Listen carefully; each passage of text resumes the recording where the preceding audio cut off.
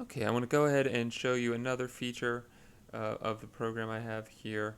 I'm going to go ahead and close out our friend Steve, save him up here, and back into our main program.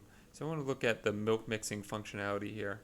Um, so it's going to look at that extensive information we got from the mixing screen, the enteral nutrition screen, and kind of give you a big summary. So there's a lot of data here, and actually I'm going to go ahead and give it a quick refresh. You don't see Steve in there just yet, but he's gonna pop up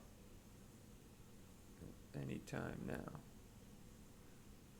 Okay, so there's something, Steve.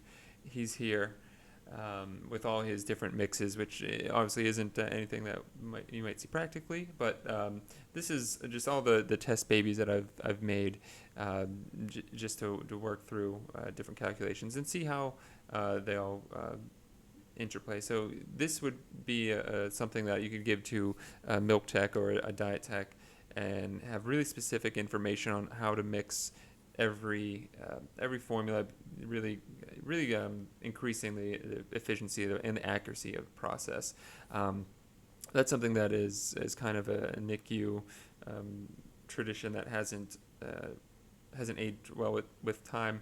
Um, we base everything off of the caloric density of 22 calories per ounce, and we also do things like adding a half teaspoon of this powder to breast milk, and that's supposed to equal um, one of those metrics.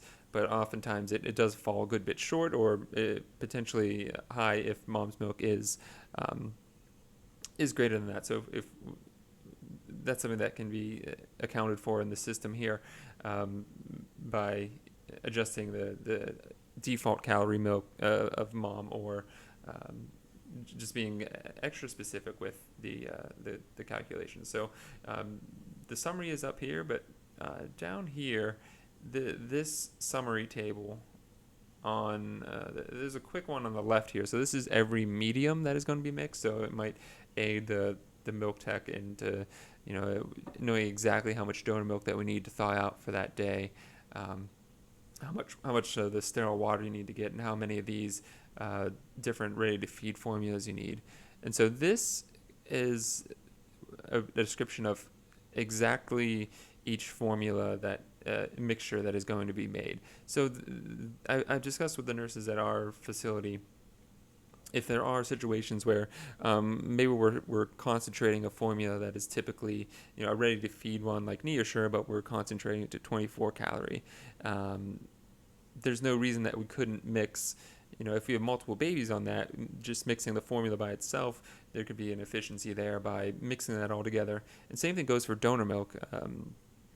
You can, if you have multiple kids that are on fortified donor milk, you can mix those all together.